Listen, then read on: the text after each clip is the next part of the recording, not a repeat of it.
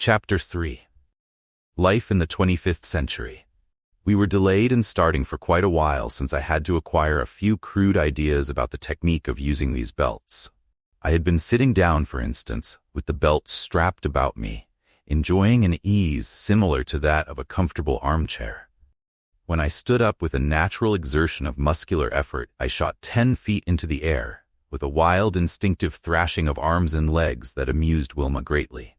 But after some practice, I began to get the trick of gauging muscular effort to a minimum of vertical and a maximum of horizontal. The correct form, I found, was in a measure comparable to that of skating. I found also that in forest work, particularly the arms and hands could be used to great advantage in swinging along from branch to branch, so prolonging leaps almost indefinitely at times. In going up the side of the mountain, I found that my 20th century muscles did have an advantage, in spite of lack of skill with the belt, and since the slopes were very sharp and most of our leaps were upward, I could have distanced Wilma easily. But when we crossed the ridge and descended, she outstripped me with her superior technique. Choosing the steepest slopes, she would crouch in the top of a tree and propel herself outward, literally diving until, with the loss of horizontal momentum, she would assume a more upright position and float downward. In this manner, she would sometimes cover as much as a quarter of a mile in a single leap, while I leaped and scrambled clumsily behind, thoroughly enjoying the novel sensation. Halfway down the mountain, we saw another green-clad figure leap out above the treetops toward us. The three of us perched on an outcropping of rock from which a view for many miles around could be had, while Wilma hastily explained her adventure and my presence to her fellow guard, whose name was Alan. I learned later that this was the modern form of Helen. "You want to report by phone then, don't you?" Alan took a compact packet about 6 inches square from a holster attached to her belt and handed it to Wilma. So far as I could see, it had no special receiver for the ear. Wilma merely threw back a lid as though she were opening a book and began to talk. The voice that came back from the machine was as audible as her own. She was queried closely as to the attack upon her, and at considerable length as to myself, and I could tell from the tone of that voice that its owner was not prepared to take me at my face value as readily as Wilma had. For that matter, neither was the other girl. I could realize it from the suspicious glances she threw my way when she thought my attention was elsewhere, and the manner in which her hand hovered constantly near her gun holster. Wilma was ordered to bring me in at once, and informed that another scout would take her place on the other side of the mountain. So she closed down the lid of the phone and handed it back to Alan, who seemed relieved to see us departing over the treetops in the direction of the camps. We had covered perhaps 10 miles, in what still seemed to me a surprisingly easy fashion, when Wilma explained that from here on we would have to keep to the ground. We were nearing the camps, she said, and there was always the possibility that some small Han scout ship, invisible high in the sky, might catch sight of us through a projectoscope and thus find the general location of the camps. Wilma took me to the scout office, which proved to be a small building of irregular shape, conforming to the trees around it, and substantially constructed of green sheet-like material. I was received by the assistant scout boss, who reported my arrival at once to the historical office, and to officials as he called the psycho boss and the history boss, who came in a few minutes later. The attitude of all three men was at first polite but skeptical, and Wilma's ardent advocacy seemed to amuse them secretly. For the next 2 hours I talked, explained, and answered questions. I had to explain in detail the manner of my life in the 20th century, and my understanding of customs, habits, business, science, and the history of that period, and about developments in the centuries that had elapsed. Had I been in a classroom, I would have come through the examination with a very poor mark, for I was unable to give any answer to fully half of their questions. But before long, I realized that the majority of these questions were designed as traps. Objects, of whose purpose I knew nothing, were casually handed to me, and I was watched keenly as I handled them. In the end, I could see both amazement and belief begin to show in the faces of my inquisitors, And at last, the historical and psycho bosses agreed openly that they could find no flaw in my story or reactions, and that unbelievable as it seemed, my story must be accepted as genuine. They took me at once to Big Boss Hart. He was a portly man with a poker face. He would probably have been the successful politician even in the 20th century. They gave him a brief outline of my story and a report of their examination of me. He made no comment other than to nod his acceptance of it. Then he turned to me. "How does it feel?" he asked. "Do we look funny to you?" "A bit strange," I admitted, "but I'm beginning to lose that dazed feeling, though I can see I have an awful lot to learn." "Maybe we can learn some things from you too," he said. "So you fought in the First World War. Do you know, we have very little left in the way of records of the details of that war, that is, the precise conditions under which it was fought and the tactics employed. We forgot many things during the Han Terror, and, well, I think you might have a lot of ideas worth thinking over for our raid masters. By the way, now that you're here and can't go back to your own century, so to speak, what do you want to do? You're welcome to become one of us. Or perhaps you'd just like to visit with us for a while and then look around among the other gangs. Maybe you'd like some of the others better. Don't make up your mind now. We'll put you down as an exchange for a while. Let's see. You and Bill Hearn ought to get along well together. He's camp boss of number 34 when he isn't acting as raid boss or scout boss. There's a vacancy in his camp. Stay with him and think things over as long as you want to. As soon as you make up your mind to anything, let me know." We all shook hands, for that was one custom that had not died out in 500 years, and I set out with Bill Hearn. Bill, like all the others, was clad in green. He was a big man. That is, he was about my own height, 5 feet 11.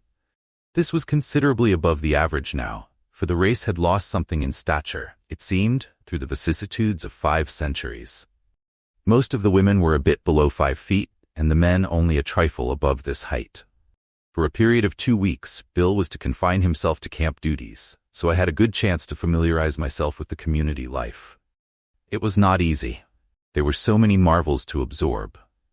I never ceased to wonder at the strange combination of rustic social life and feverish industrial activity. At least, it was strange to me. For in my experience, industrial development meant crowded cities, tenements, paved streets, profusion of vehicles, noise, hurrying men and women with strained or dull faces, vast structures, and ornate public works. Here, however, was rustic simplicity. Apparently isolated families and groups, living in the heart of the forest, with a quarter of a mile or more between households, a total absence of crowds, no means of conveyance other than the belts called jumpers, almost constantly worn by everybody, and an occasional rocket ship, used only for longer journeys, and underground plants or factories that were to my mind more like laboratories and engine rooms. Many of them were excavations as deep as mines, with well-finished, lighted, and comfortable interiors. These people were adepts at camouflage against air observation. Not only would their activity have been unsuspected by an airship passing over the center of the community, but even by an enemy who might happen to drop through the screen of the upper branches to the floor of the forest. The camps, or household structures, were all irregular in shape and of colors that blended with the great trees among which they were hidden. There were 724 dwellings or camps among the Wyomings, located within an area of about 15 square miles. The total population was 8,688, every man, woman, and child, whether member or exchange, being listed. The plants were widely scattered through the territory also. Nowhere was anything like congestion permitted. So far as possible, families and individuals were assigned to living quarters, not too far from the plants or offices in which their work lay. All able-bodied men and women alternated in 2-week periods between military and industrial service, except those who were needed for household work. Since working conditions in the plants and offices were ideal, and everybody thus had plenty of healthy outdoor activity in addition, the population was sturdy and active. Laziness was regarded as nearly the greatest of social offenses. Hard work and general merit were variously rewarded with extra privileges, advancement to positions of authority, and with various items of personal equipment for convenience and luxury. In leisure moments, I got great enjoyment from sitting outside the dwelling in which I was quartered with Bill Hearn and 10 other men, watching the occasional passers-by, as with leisurely but swift movements, they swung up and down the forest trail, rising from the ground in long, almost horizontal leaps, occasionally swinging from one convenient branch overhead to another before sliding back to the ground farther on. Normal traveling pace, where these trails were straight enough, was about 20 miles an hour. Such things as automobiles and railroad trains, the memory of them not more than a month old in my mind, seemed inexpressibly silly and futile compared with such convenience as these belts or jumpers offered. Bill suggested that I wander around for several days from plant to plant to observe and study what I could. The entire community had been apprised of my coming, my rating as an exchange, reaching every building and post in the community by means of ultronic broadcast. Everywhere I was welcomed in an interested and helpful spirit. I visited the plants where ultronic vibrations were isolated from the ether and through slow processes built up into subelectronic, electronic and atomic forms into the two great synthetic elements, ultron and inertron. I learned something, superficially at least, of the processes of combined chemical and mechanical action through which were produced the various forms of synthetic cloth. I watched the manufacture of the machines which were used at locations of construction to produce the various forms of building materials. But I was particularly interested in the munitions plants and the rocket ship shops. Ultron is a solid of great molecular density and moderate elasticity, which has the property of being 100% conductive to those pulsations known as light, electricity, and heat. Since it is completely permeable to light vibrations, it is therefore absolutely invisible and non-reflective. Its magnetic response is almost, but not quite, 100% also. It is therefore very heavy under normal conditions but extremely responsive to the repeller or anti-gravity rays, such as the Hans use as legs for their airships.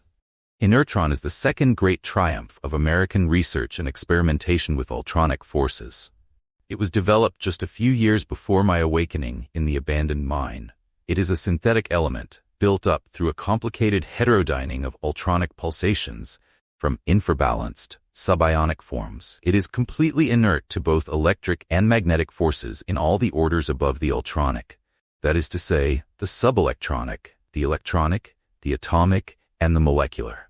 In consequence, it has a number of amazing and valuable properties. One of these is the total lack of weight. Another is a total lack of heat. It has no molecular vibration whatever. It reflects 100% of the heat and light impinging upon it. It does not feel cold to the touch, of course, since it will not absorb the heat of the hand. It is a solid, very dense in molecular structure, despite its lack of weight, of great strength, and considerable elasticity. It is a perfect shield against the disintegrator rays. Rocket guns are very simple contrivances so far as the mechanism of launching the bullet is concerned. They are simple light tubes, closed at the rear end, with a trigger-actuated pin for piercing the thin skin at the base of the cartridge. This piercing of the skin starts the chemical and atomic reaction. The entire cartridge leaves the tube under its own power at a very easy initial velocity, just enough to ensure accuracy of aim. So the tube does not have to be of heavy construction. The bullet increases in velocity as it goes. It may be solid or explosive. It may explode on contact or on time or a combination of these two. Bill and I talked mostly of weapons, military tactics, and strategy. Strangely enough, he had no idea whatever of the possibilities of the barrage, though the tremendous effect of a curtain of fire with such high explosive projectiles as these modern rocket guns used was obvious to me. But the barrage idea, it seemed, has been lost track of completely in the air wars that followed the First World War, and in the peculiar guerrilla tactics developed by Americans in the later period of operations from the ground against Han airships, and in the gang wars which, until a few generations ago I learned, had been almost continuous. "I wonder," said Bill one day, "if we couldn't work up some form of barrage to spring on the bad bloods." The big boss told me today that he's been in communication with the other gangs, and all are agreed that the bad bloods might as well be wiped out for good. That attempt on Wilma Deering's life and and their evident desire to make trouble among the gangs has stirred up every community east of the Alleghenies. The boss says that none of the others will object if we go after them. So I imagine that before long, we will. Now show me again how you work that business in the Argonne Forest. The conditions ought to be pretty much the same.